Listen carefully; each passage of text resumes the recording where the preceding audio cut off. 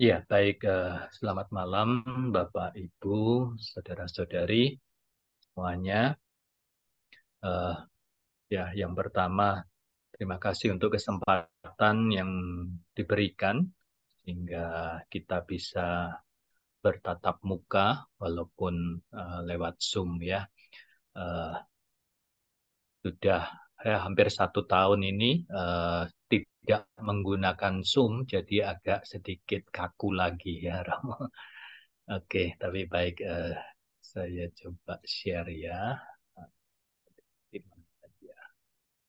Ya, baik. Bisa didengar ya? Bisa, Halo? Romo. Oke, Bisa, bisa. baik. Ya, Bisa, Romo. baik.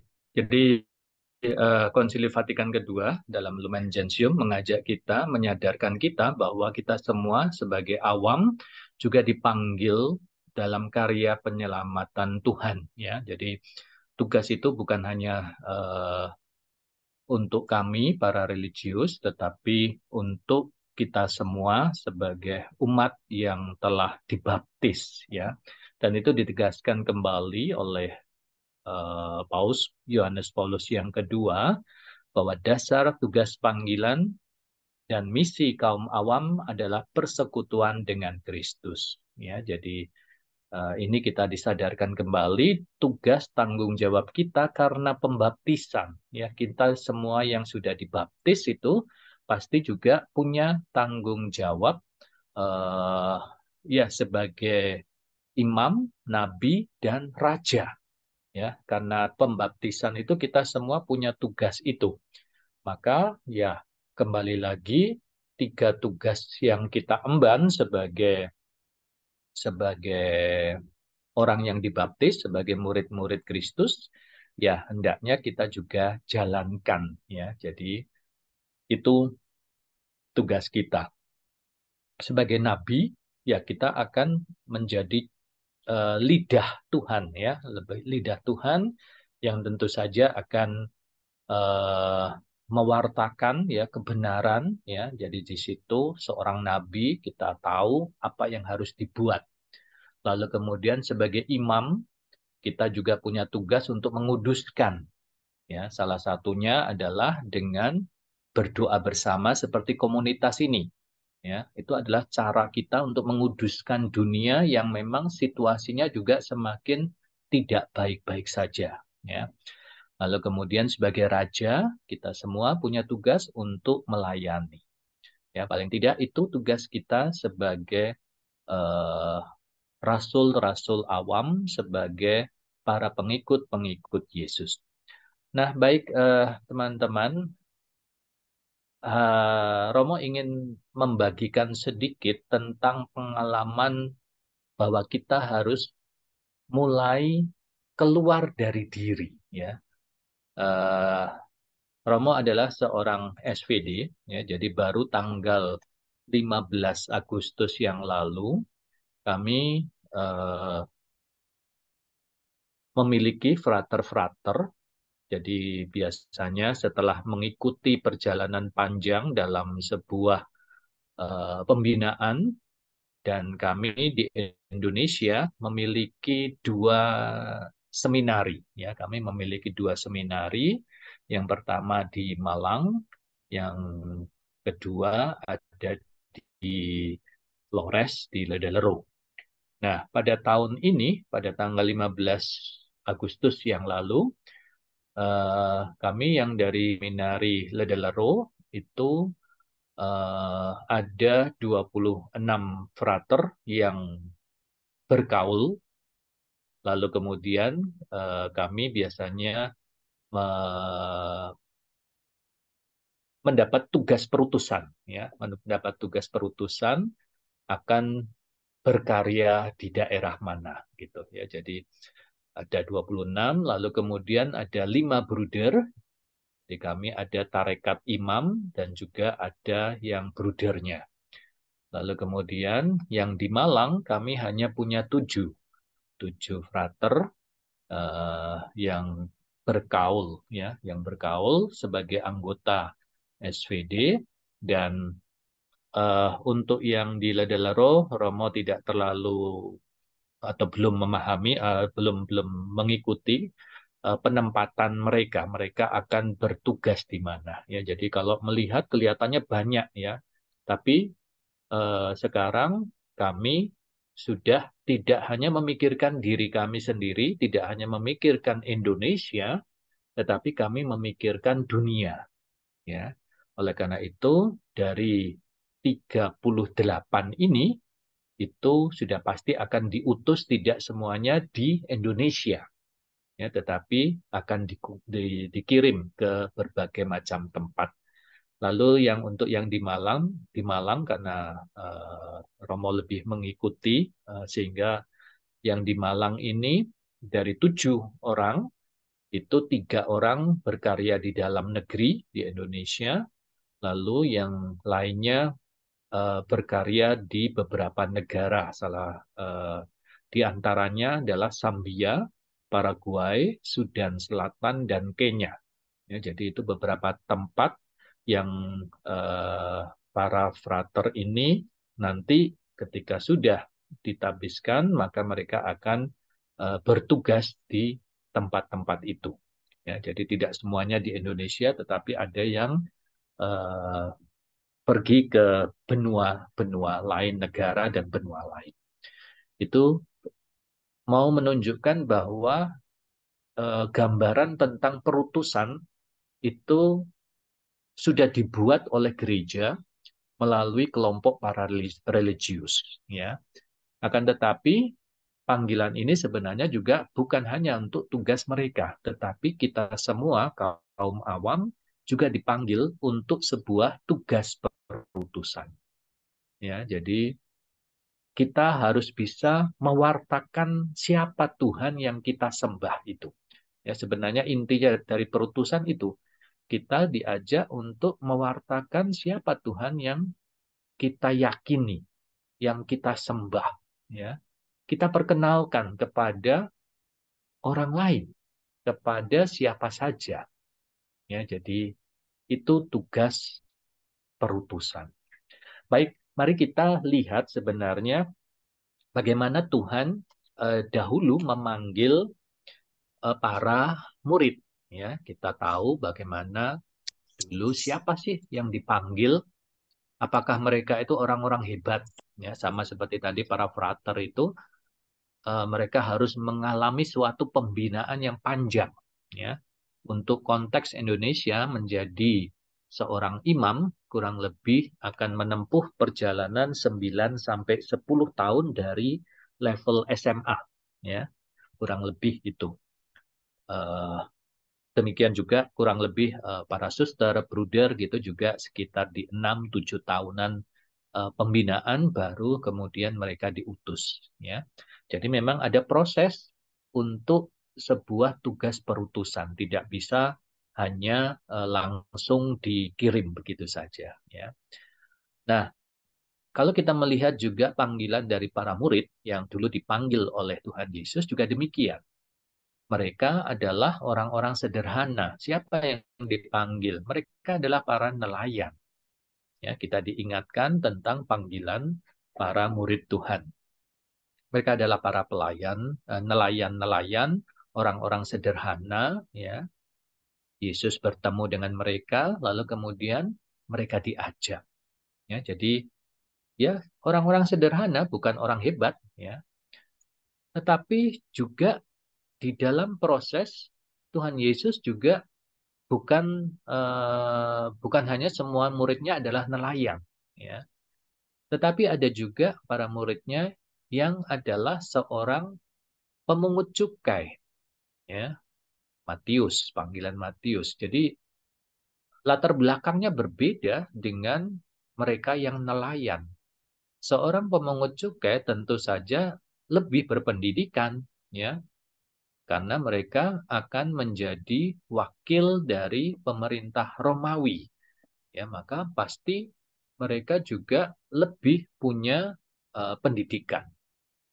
Berbeda dengan yang para nelayan tadi, cara berpikirnya berbeda, sikapnya berbeda, kelakuannya berbeda dan sebagainya. Ya, tapi ini panggilan dari Matius sebagai pemungut cukai. Dan memang kalau kita kembali lagi pada pada saudara kita ini Matius ya, Santo Matius, dia adalah orang yang dalam masyarakat tentu saja tidak disukai ya. Nah, di sini tuh aneh ya, sepertinya aneh bahwa Tuhan memanggil orang yang secara sosial masyarakat sebenarnya dimusuhi ya. Kenapa dimusuhi? Ya karena pemungut cukai pada zaman itu dianggap sebagai orang yang lebih membela penjajah. Ya, bangsa Romawi dianggap sebagai penjajah yang memungut pajak dari rakyat untuk diberikan kepada penguasa, ya, penguasa atau penjajah itu. Pada saat itu adalah bangsa Romawi. Ya, jadi di sini terasa sekali bagaimana Tuhan juga memanggil orang-orang yang dalam struktur masyarakat pun ditolak. Ya, jadi ini menariknya panggilan-panggilan para murid itu. Ya, bukan semuanya orang-orang baik, bukan semuanya orang-orang hebat. Tadi para nelayan, lalu ini orang yang sebenarnya dicap negatif oleh sosial masyarakat, tapi dipanggil oleh Tuhan untuk dijadikan muridnya. Ya. Lalu kemudian kita lihat juga panggilan siapa? Oh, ternyata adalah orang-orang berdosa juga dipanggil. Ya.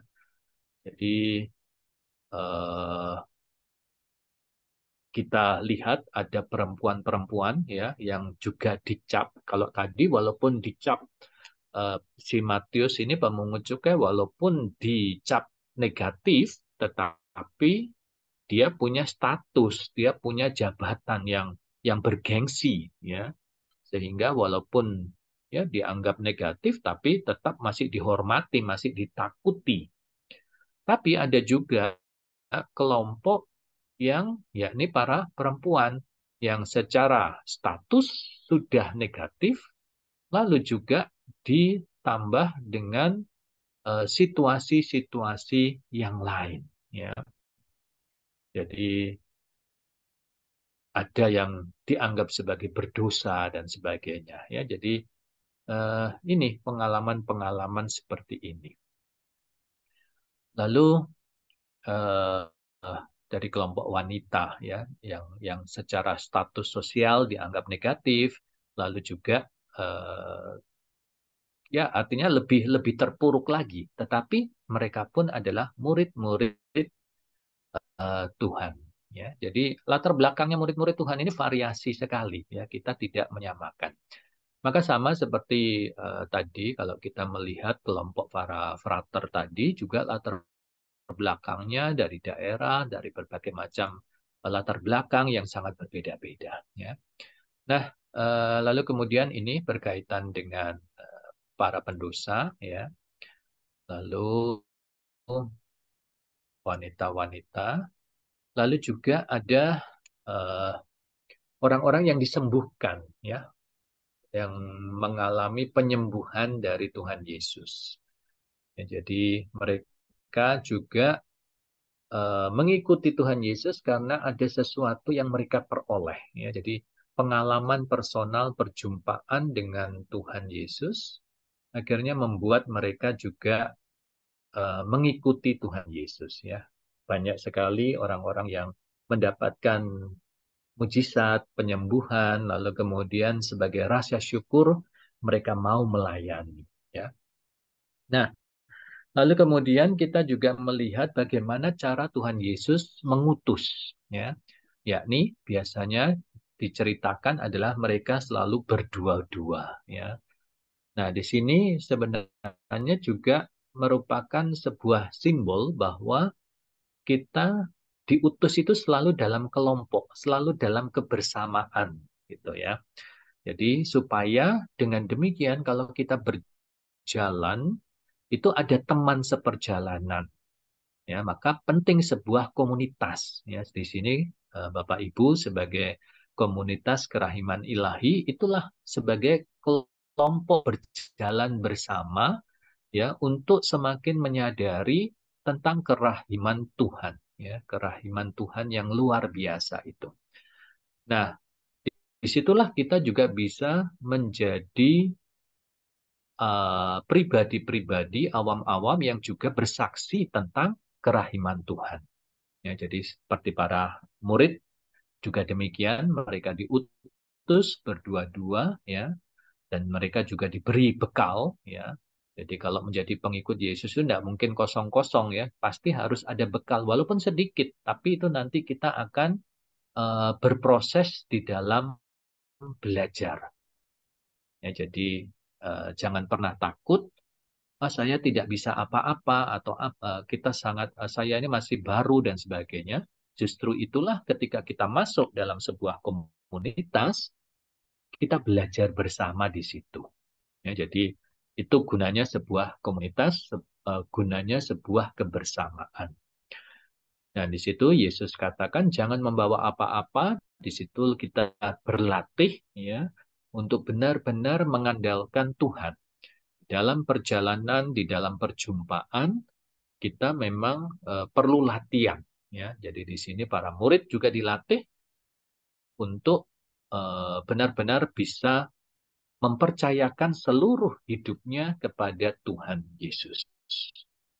Ya, jadi mengandalkan Tuhan, benar-benar mengandalkan Tuhan. Kalau kalau kita tidak pernah melatih itu, ya kita selalu pikir ya kita selalu bisa. Maka ada beberapa kelompok yang memberanikan diri biasanya untuk wilayah Indonesia ini jangan dipikir hanya Jakarta, ya. Masih ada tempat-tempat yang lain gitu. Maka itu yang masih kita bisa bisa melihat gitu ya, mengandalkan Tuhan itu juga seperti itu. Kadang kita pergi ke suatu tempat, kita sudah buat persiapan, tetapi sampai di tempat tujuan itu semuanya berbeda, ya. Nah, di situ kita benar-benar ya benar-benar mengandalkan Tuhan, ya, karena apa yang kita persiapkan semuanya berbeda gitu. Nah, di sini kita harus belajar sedikit latihan. Maka kalau Bapak Ibu pernah siarah, ya mulai dari yang lokal sekalipun, ya, berjalan dalam kelompok, berjalan bersama itu adalah sebuah pesiarahan. Kadang kita sudah menyiapkan, oh gini, gini, gini. Tapi dalam perjalanan pasti ada persoalan, pasti ada sesuatu yang mungkin tidak mulus-mulus sesuai rencana. Ya, jadi disitulah kita belajar bagaimana kita juga mengandalkan Tuhan. Ya, jadi itu para murid dipanggil, lalu kemudian diutus. Ya, jadi itu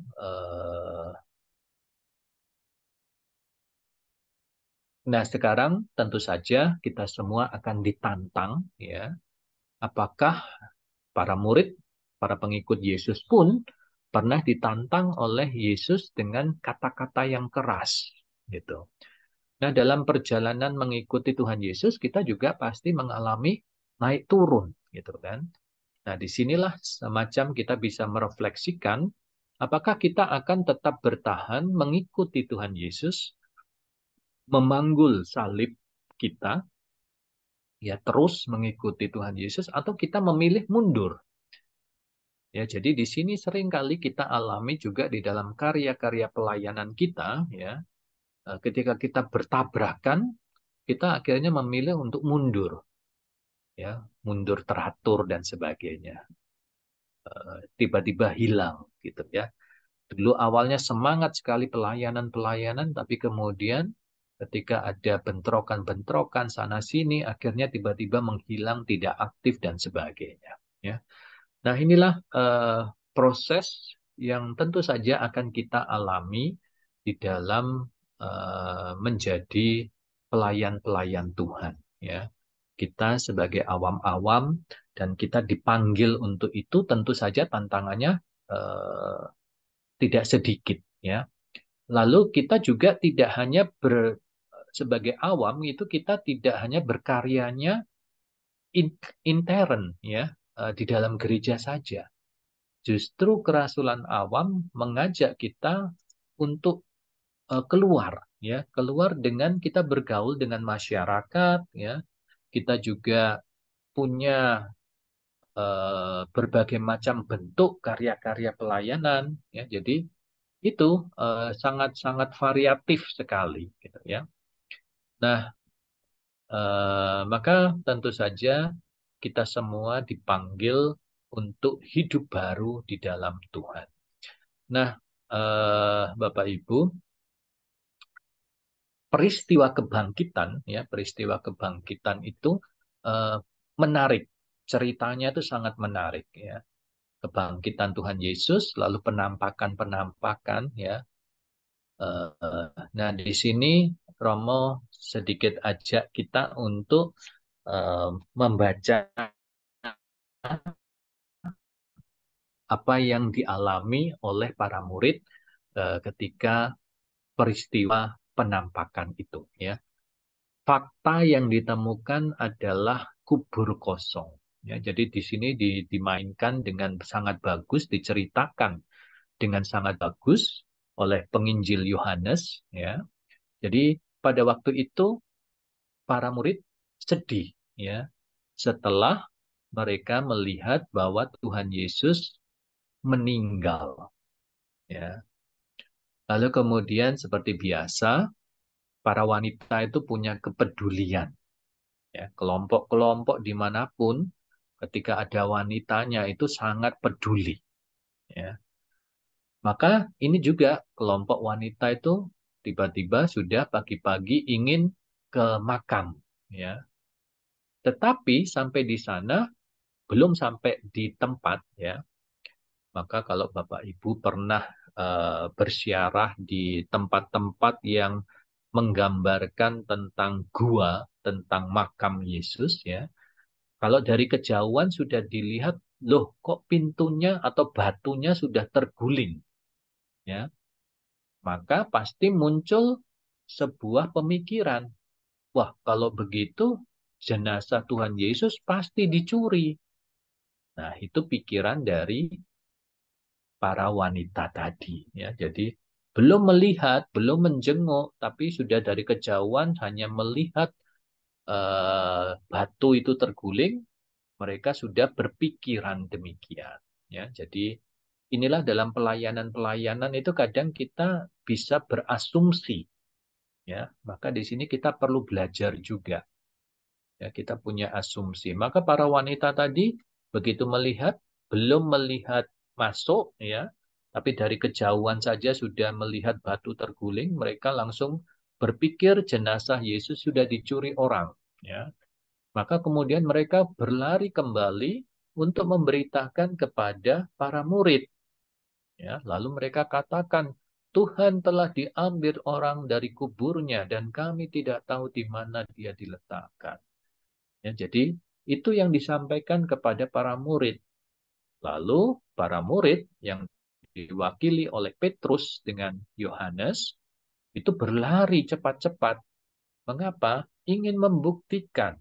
Ya, jadi perkataan dari para murid itu ingin dibuktikan, maka mereka berlari. Kisah ini diceritakan dengan bagus, ya.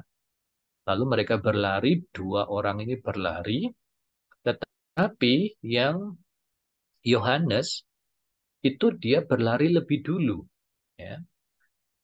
Namun dia sampai di pintu atau di pintu batu itu dia tidak masuk, ya. Walaupun dia datang lebih dulu, tapi dia tidak masuk, ya.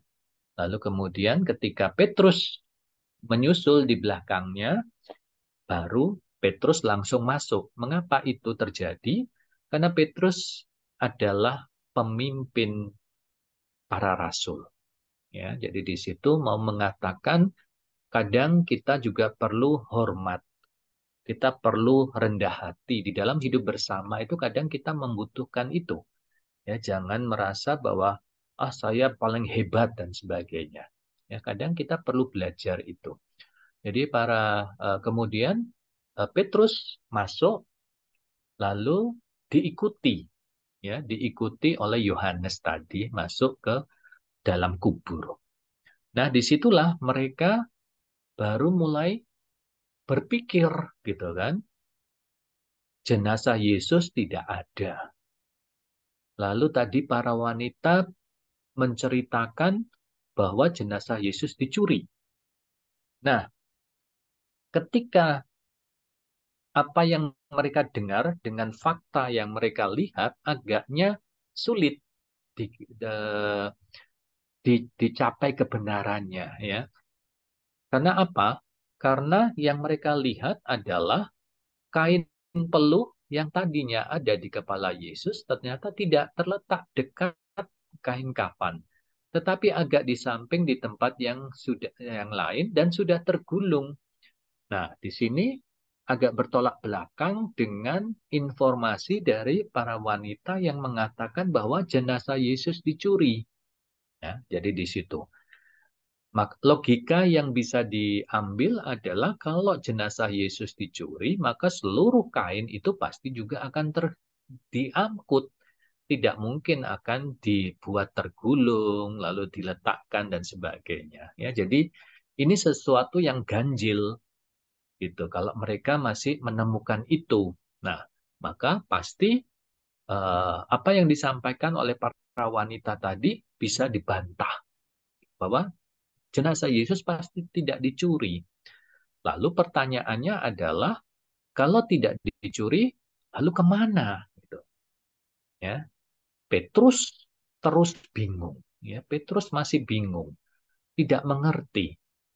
Tetapi Yohanes, karena dia punya kedekatan dengan Yesus waktu dia hidup, ya, maka Yohanes itu segera mengerti. Ya, maka dikatakan, ya, ini, maka masuklah di ayat 8, maka masuklah juga murid yang lain yang lebih dahulu sampai di kubur itu dan ia melihatnya dan percaya. Ya.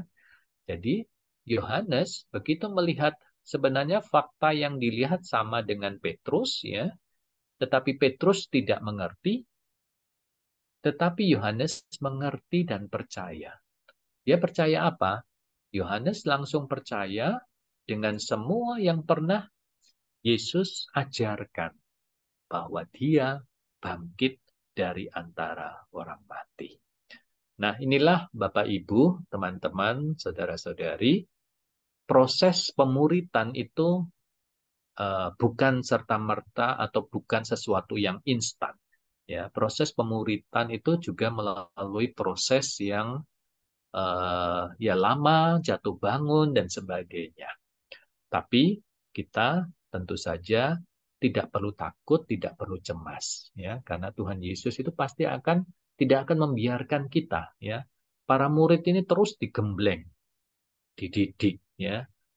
Petrus yang sifatnya seperti itu bukan menolak, mengkhianati, ya, tetapi diberi kesempatan terus oleh Tuhan untuk memperbaiki diri. Ya, jadi inilah proses-proses pemuritan, gitu. Dan kita sebagai awam-awam, kita juga sebagai uh, umat Allah, maka kita juga diminta untuk meneruskan ini. Kita harus bisa mewartakan kabar sukacita, ya.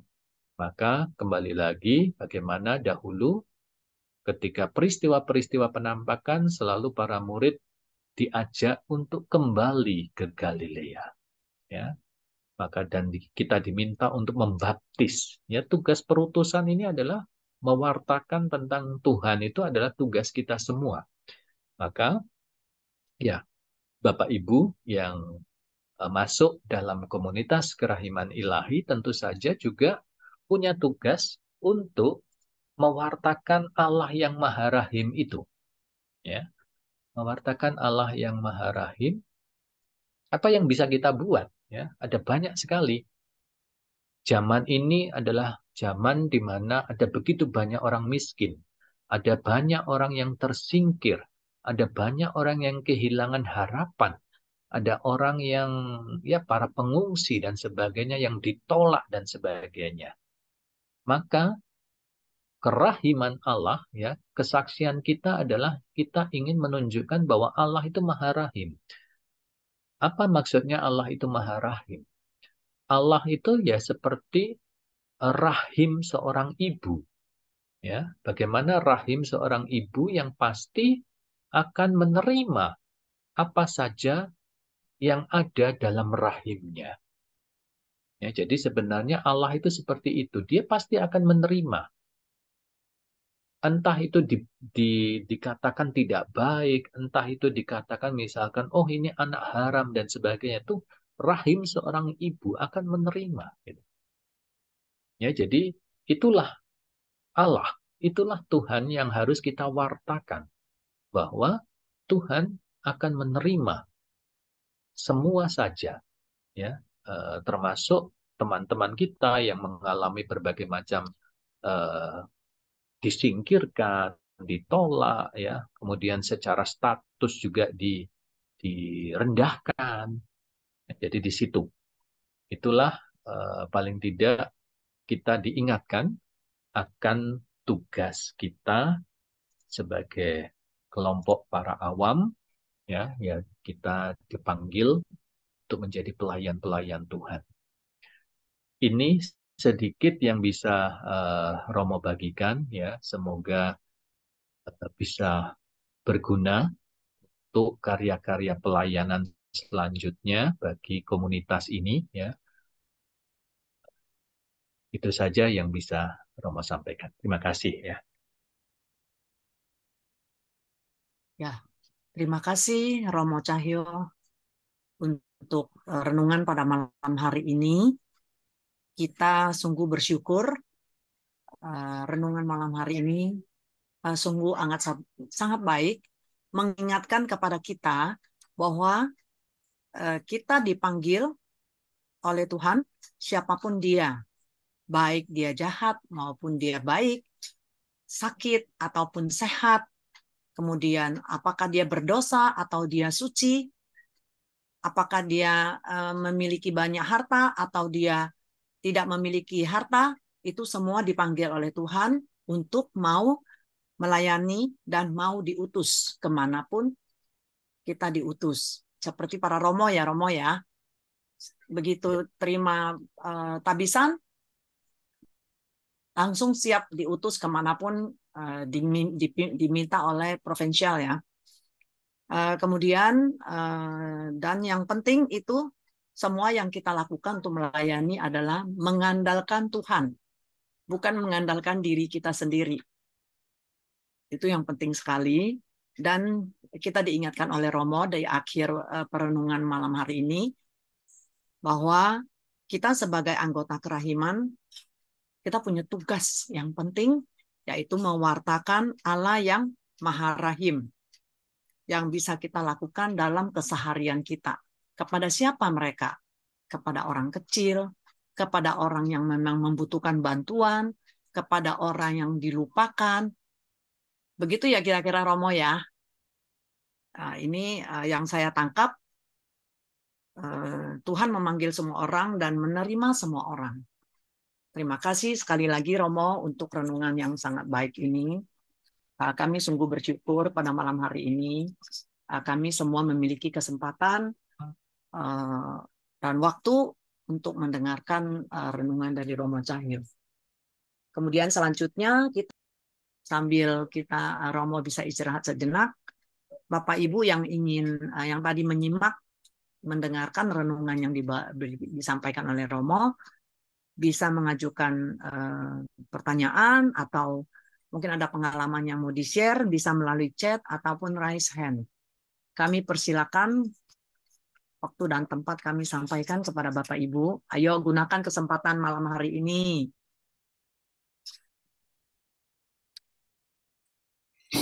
Sudah ada di chat deh kayaknya Ibu. Sudah ada di chat, sebentar saya buka lihat ya.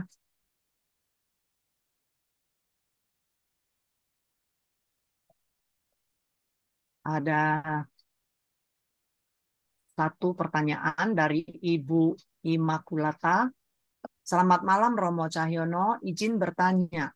Bila mana seorang Romo atau suster telah ditabiskan dan telah menjalankan tugasnya sebagai imam, namun suatu ketika keluar dari ordo, bukan lagi menjadi Romo atau suster, karena menikah, apakah beliau bisa dikatakan orang berdosa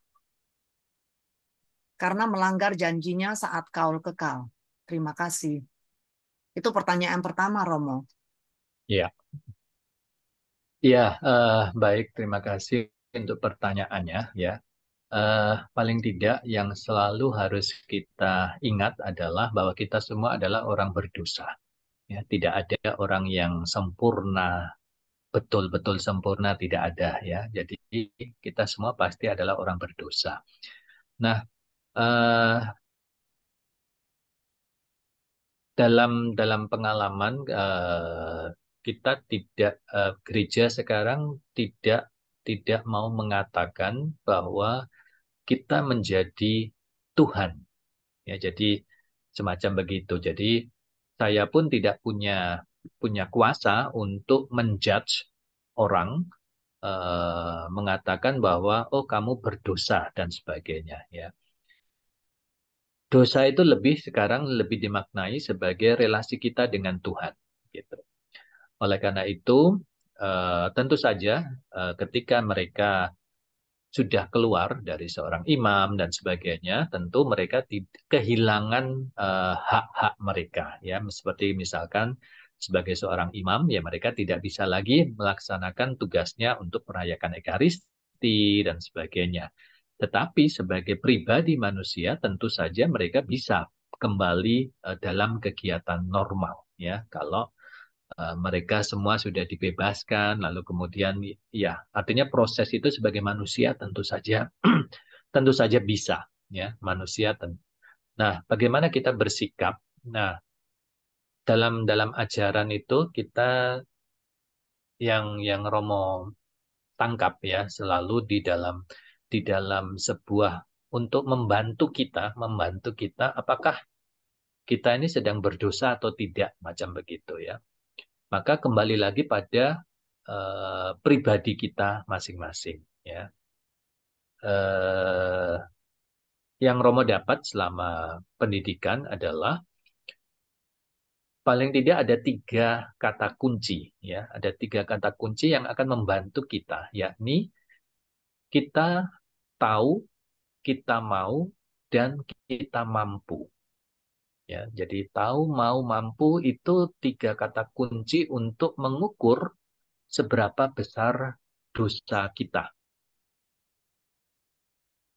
Ya, memang makanya dengan itu akhirnya kembali lagi pada personal, ya, relasi kita sendiri, karena kita yang lebih mengenal diri kita. Gereja juga tidak bisa mengatakan secara objektif, ya, eh, bahwa eh, orang tertentu itu benar-benar berdosa, gitu, ya. Berdosa yang bagaimana itu tidak bisa, gitu. Karena kembali lagi soal pengetahuan, soal kemampuan, kemauan, ya. Jadi tiga hal itu. Kita biasanya Romo ambil contoh gini, ya. Misalkan eh, dosa dosa dari seorang anak anak kecil, ya, yang secara akal budi mereka belum belum berkembang, ya. Maka tentu saja misalkan gini, ya, misalkan ada seorang anak kecil, dia tanpa sadar, misalkan dia tidur atau dia sedang bermain-main, ya, tiba-tiba akhirnya begitu riang gembiranya, tiba-tiba dia menindih adiknya yang masih kecil, gitu kan. Nah, tentu saja apa yang dia lakukan adalah pembunuhan sebenarnya, ya. Tetapi dia tidak bisa disalahkan karena ya dia masih belum tahu, tingkat pengetahuannya masih sangat terbatas sebagai seorang anak, gitu.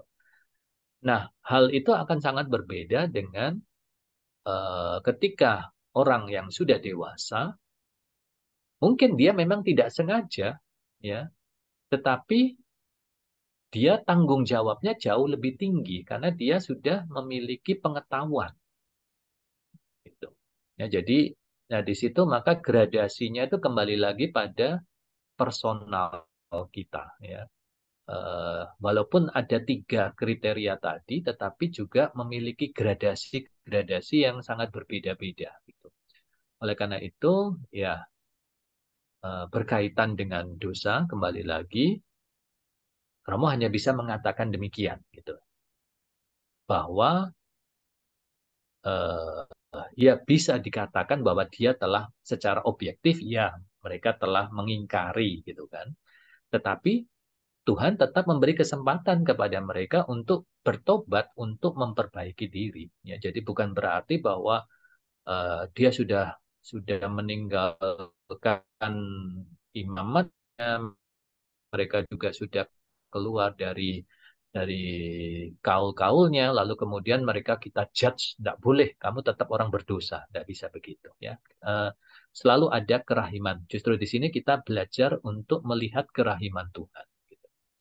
Itu sementara yang bisa Romo jawab, ya. Semoga bisa terjawab, ya. Terima kasih Romo. Cukup jelas ya Ibu Ima atas pertanyaan Ibu. Kemudian pertanyaan kedua, apakah pertanyaan kedua ini oleh Orang yang di ekskomunikasi. Ibu Yulianingsih? Ya, Apakah orang yang diekskomunikasi gereja masih bisa ikut dalam pelayanan? ya, kembali lagi sekarang gini, ya, pelayanan dalam gereja itu tidak hanya terbatas dalam pelayanan-pelayanan intern, ya. Jadi eh, di dalam, sama seperti tadi, ya, misalkan kelompok para imam tadi atau religius, ketika mereka sudah meninggalkan, tentu saja mereka tidak bisa melayani kembali dengan posisi-posisi yang seperti dulu, gitu kan. Nah, maka demikian juga orang-orang yang ekskomunikasi tentu saja harus ada penyebabnya dulu, ya. Tidak bisa dikatakan semua kasusnya sama, ya. Jadi maka perlu dilihat apa yang menjadi eh, kasusnya, ya. Jadi kasusnya itu apa, gitu. Jadi biasanya selalu ada, misalkan dia kena kena kasus A, maka nanti biasanya ada diberi informasi dia tidak boleh apa, gitu. Biasanya seperti itu, ya. Jadi kita tidak bisa menjawabnya secara umum, secara general, karena biasanya itu kasus demi kasus, ya. Dan itu biasanya juga cukup jelas ketika dia dilarang, misalkan mungkin eh, apa ada kasus-kasus yang mungkin dia agak frontal, gitu, dia agak agak berbicara mungkin akan membahayakan, berdampak banyak, gitu kan. Nah, lalu kemudian oleh otoritas gereja bisa dikatakan, eh, ya, untuk sementara kamu tidak boleh berbicara di depan publik, macam begitu. Ya, jadi bisa bisa seperti itu kasus-kasusnya. Jadi tidak bisa digeneralisir, gitu kan. Nah, ya, berkaitan dengan pelayanan, tentu saja kembali lagi pelayanannya dalam bidang apa, gitu kan. Ketika kerasulan awam itu sangat luas sekali pelayanannya, ya. Kita tidak bisa hanya berbicara pelayanan hanya dalam lingkup liturgi, ya. Eh, Kelompok awam ini sekarang kita bisa diajak untuk, misalkan ada orang yang misalkan ibu-ibu, gitu kan.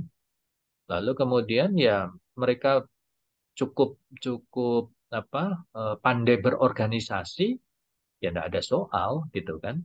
Dia tetap bisa dalam dalam kelompok itu mengabdi, melayani, gitu kan.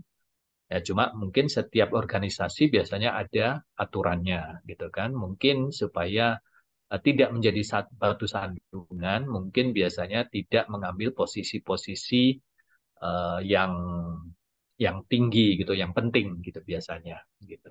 Tetapi kalau hanya untuk pelayanan-pelayanan yang umum segala macam mungkin masih bisa diperbolehkan gitu. Intinya bahwa supaya biasanya kalau orang yang terkena kasus gitu tidak dimunculkan di publik ya supaya tidak menjadi batu sandungan.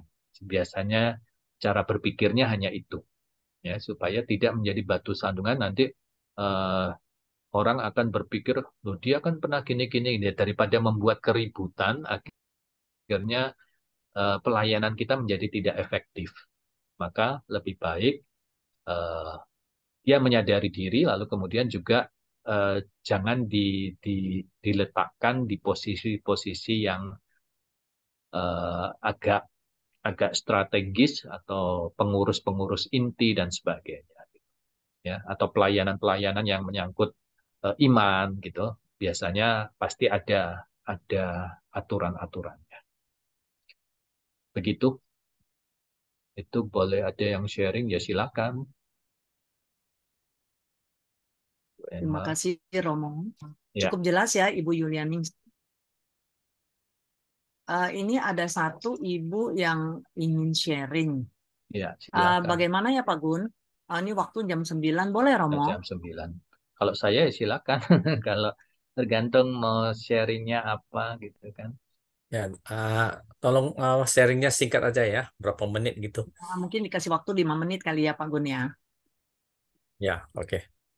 Ya boleh Ibu, silakan Ibu Emma.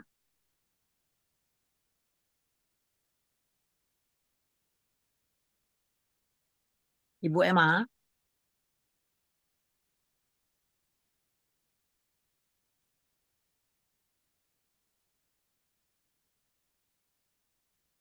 Ibu Emma. Mungkin tidak.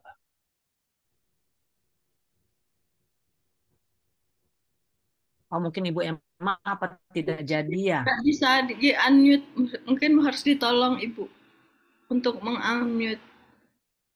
Pak Gun, boleh dibantu Oh, ya? Pak Gun yang ini Pak Gun, Ibu Emma mungkin bisa raise hand dulu biar Pak Gun bisa kelihatan di layar. Boleh, sudah. Terima kasih. Oh ya, silakan Halo, Ibu.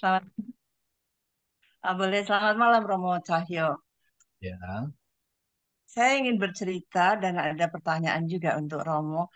Romo, saya seorang ibu yang biasa saja. Suami saya seorang pensiunan PNS, Romo. Saya juga merasa saya seorang berdosa, gitu, Romo. Tapi waktu saya dipanggil untuk mendapat tugas dari Bapak Uskup untuk menggerakkan kerahiman, itu bagi saya luar biasa, Romo. Selama 15 tahun ini saya sudah keliling, termasuk di oke, Seminari Santo Paulus Legalero, Romo. Saya oke, bertemu beberapa frater seizin dengan Romo Franz Sylvin. oke, ya, Yang saya ingin bertanya begini, Romo. Dalam melayani, saya berangkat sendiri dari rumah Romo. Dan ya, saya ke di pedalaman dan dimanapun itu saya disambut Romo yang sudah menjadwalkan untuk bertemu dengan umat paroki setempat. ya, Dalam menjelaskannya pun saya juga didampingi oleh Romo paroki. Yang tadi Romo menjelaskan harus berdua-dua itu ya Romo ya, satu itu. Terus yang kedua, saya ingin berbagi pengalaman saat ini Romo. Bukan ya, saja melalui sosialisasi kerahiman, tapi saya diminta oleh satu badan usaha yang luar biasa itu untuk mencari info poliklinik mana yang membutuhkan bantuan.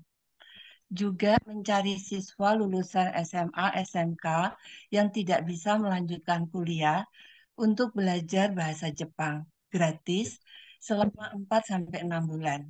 Setelah ya, tes bahasa dan kesehatan prima, dikirim ke Jepang yang akan ditempatkan di pertanian pemerintahan Jepang. Bulan Juli 2023 lalu sudah ada yang dikirim ke Jepang, itu dari Manggarai. Juga ya, saya diminta info desa mana yang terlantar.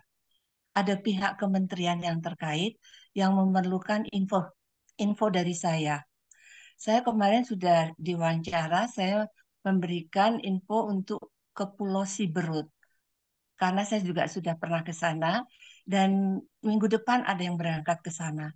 Mungkin di antara teman-teman di sini yang bisa membantu info itu bisa diinfokan pada saya. Nanti saya teruskan kepada pihak yang terkait. Itu Romo. Terima kasih Romo. Iya, berarti kan hanya sharing ya, jadi saya tidak perlu menanggapi kan. Pertanyaan yang melayani saya hanya sendiri berangkat dari rumah. Kalau Oh, ya komunitas, artinya ya ibu berangkatnya sendiri, tetapi kan sampai di tujuan selalu ada orang-orang yang membantu kan, Bu. iya betul. Nah, Ya, itu bagaimana? ya, ya, ya. Artinya dalam pelayanan itu kita pasti akan berjalan bersama gitu ya. Kuncinya di situ bahwa karena kalau kalau ya ibu tanpa bantuan dengan pihak dari keuskupan atau dari romo-romo di situ kan juga ibu pasti kesulitan gitu kan. Ya, jadi pasti kita perlu orang lain. Ya, kita perlu orang lain untuk berjalan bersama, saling mendukung gitu. Dalam karya misi itu selalu demikian. Terima kasih Romo Ya, penjelasannya. ya. Hmm. Ya, lalu berkaitan dengan kasus-kasus perceraian itu juga kasuistis, ya, kasuistis bahwa kenyataan bahwa tapi tentu saja Gereja Katolik pasti tidak sampai sekarang masih tetap tidak pernah mengatakan adanya perceraian di dalam Gereja Katolik, ya. Yang terjadi adalah di mata gereja adalah pisah, istilahnya pisah ranjang, ya, pisah pisah pisah kediaman atau apa. Ya memang faktanya terpisah, ikatan ikatan ikatan apa pernikahan tetap tetap mereka adalah suami istri di dalam gereja Katolik sebelum dibatalkan, ya, sebelum dibatalkan begitu. Oleh karena itu ya biasanya ketika misalkan ada pasangan yang kemudian ditinggalkan oleh pasangannya, misalkan istri lalu kemudian ditinggalkan oleh suaminya, ya, maka istri ini jangan ketika masuk dalam lingkungan, dalam kegiatan apapun, ya jangan disingkirkan gitu ya. Justru mereka-mereka ini yang perlu mendapatkan dukungan bahwa mereka juga adalah bagian dari gereja. Mereka yang saat ini sedang sakit, mereka yang sedang menderita, ya justru mereka yang perlu kita tolong. Ya, jadi justru kerahiman Allah itu punya punya cara berpikirnya demikian. Ya, jadi justru hal-hal yang seperti ini kita tolong, jangan kita justru semakin memperburuk. Ya, jadi itu yang bisa Romo tambahkan ya berkaitan dengan kasus-kasus perceraian atau perpisahan dalam keluarga itu. Ya, lalu ya berkaitan dengan Terima kasih Romo. pelayan. Ya, Ada oke, satu lalu pertanyaan masih. terakhir. Iya, berkaitan dengan Bagaimana kita pelayanan, menjawab pelayanan di paroki Rama agak kurang di memahami, tapi artinya bahwa ya pelayanan itu sangat umum ya. Kita bisa mengukur diri kita, maka penting juga mengenal diri, ya, mengenal diri. Jadi misalkan eh, kalau jadi gini, misalkan saya tidak pandai menyanyi gitu ya. Lalu jangan kita paksakan diri kita untuk jadi pemazmur gitu loh. Jadi ya kita harus mengenal diri kita, kemampuan-kemampuan kita, lalu apa yang bisa kita berikan gitu. Jadi di dalam pelayanan kita juga perlu melihat diri ya. Jadi supaya juga dalam berjalan bersama dalam pelayanan itu juga saling saling mendukung gitu. Semacam itu ilustrasi yang bisa Romo sampaikan, ya. Romo, saya boleh tambahkan nggak, Romo? Oke, boleh. Biasanya kan kalau di paroki atau di gereja itu ada istilah 4L atau 8L itu loh, Romo. Lo lagi, lagi. Oh, ya, ya, ya, ya. Ya, sehingga biasanya siapa yang apa ya punya andil untuk mengatur pengaturan itu sih Romo. Iya, artinya tetap ya itulah kembali lagi dalam sebuah kelompok pasti ada orang yang mengkoordinir ya, mengkoordinir Nah, di situ dibutuhkan kemampuan-kemampuan kepemimpinan sebenarnya, ya. Maka, nah di situ juga harus lepas dari eh, sebuah sikap, ya, kedekatan personal dan sebagainya. Justru di situ orang yang sudah dewasa dalam iman, ya mereka akan mendukung, ya, teman-temannya. Ramo pernah melihat, jadi ketika kita belajar saling mendukung, artinya kita mensupport, ya, ketika dengan pelayanan yang kecil ini, misalkan kelompok komunitas ini, ya, misalkan kita berbagi tugas gitu. Coba kamu nanti yang bagian ini. Nah, ketika dia belum bisa, ya, harus ada yang mendampingi dulu gitu kan. Tapi diberi kepercayaan, ya, diberi kepercayaan. Lalu kemudian mungkin di tengah jalan dia grogi, dia takut, dia hilang. Nah, ada orang yang menghandle, ada orang yang terus mendampingi. Jadi dengan itu sebuah cara saja, ya, cara untuk kita berproses dan membuat orang juga bisa lebih berdaya. Jadi kita harus belajar untuk jangan jangan membuat orang mati, orang itu jadi semangatnya menurun, ya, tetapi kita harus berjuang untuk bagaimana orang itu bisa bisa hidup gitu. Maka disitulah tugas kita, ya, untuk mengajak. Kalau kita bisa mengajak, kita bisa membangkitkan semangat orang, ya, memotivasi orang. Kamu bisa loh sebenarnya. Nah, orang kadang dia tidak percaya dengan kemampuan diri sendiri, gitu kan. Tapi ada orang yang melihat kamu tuh sebenarnya bisa, gitu. Nah, maka dengan semangat itu, tapi juga jangan terus kemudian, oh kamu bisa tapi terus dilepas begitu, ya. Bukan bukan begitu. Pasti ada prosesnya gitu. Maka kisah pemuritan tadi juga mengalami proses, ya. Maka seperti kami kelompok para imam religius itu kan tidak serta-merta, prosesnya bertahun-tahun, ya. Untuk bisa berbicara di depan segala macam kan proses semuanya. Jadi pasti ada pembekalannya, ada proses pendidikan. Begitu. Ya, terima kasih Romo. Semua pertanyaan sudah terjawab. Semoga Bapak Ibu yang mengajukan pertanyaan itu bisa menerima penjelasan Romo yang cukup panjang dan jelas sekali. Tadi saya agak tergelitik sedikit Romo. Di awal teksnya Romo ada ditulis, dipanggil menjadi pelayan Tuhan merupakan berkat atau beban. Ya. Nah, ini kembali refleksi kita Ya. masing-masing. Dengan penjelasan Romo yang baik sekali, senang saya mendapatkan renungan pada malam hari ini, ditambah dengan beberapa pertanyaan dalam kehidupan nyata, kehidupan sehari-hari, berkeluarga, maupun dalam pelayanan. Ini pertanyaan yang ditulis oleh Romo di teks. Mungkin saya percaya sih tadi Bapak Ibu juga sempat baca. Dipanggil menjadi pelayan Tuhan merupakan berkat atau beban. Itu pertanyaan ini dijawab oleh Bapak Ibu semua dari kita masing-masing. Bagaimana saya menyikapi pelayanan saya, apakah ini menjadi beban buat saya atau saya mengalami sukacita, menjadi berkat buat saya dan buat orang-orang yang saya layani. Demikian. Terima kasih Romo untuk malam hari ini. Sungguh sangat berharga bagi kami. Romo sudah meluangkan waktu bagi kami semua untuk memberikan refleksi renungan yang sangat baik untuk pertumbuhan iman kami dalam pelayanan, terutama di dalam komunitas kerahiman. Mari kita akhiri dengan doa dan kita mohon berkat Tuhan. Dalam nama Bapa dan Putra dan Roh Kudus. Amin. Amin. Allah Tritunggal yang Maha Kudus, Bapa, Putra, dan Roh Kudus, kami mengucapkan syukur dan terima kasih untuk penyertaan-Mu di dalam doa-doa dan karya-karya kami. Kami akan beristirahat, sertailah kami semua, supaya kami juga bisa beristirahat dengan baik, dan semoga esok pagi kami boleh merasakan kembali kasih-Mu. Dan berkatilah kami semua, keluarga-keluarga kami, dan juga karya-karya pelayanan kami. Tuhan bersamamu, dan dan bersama bersama rohmu.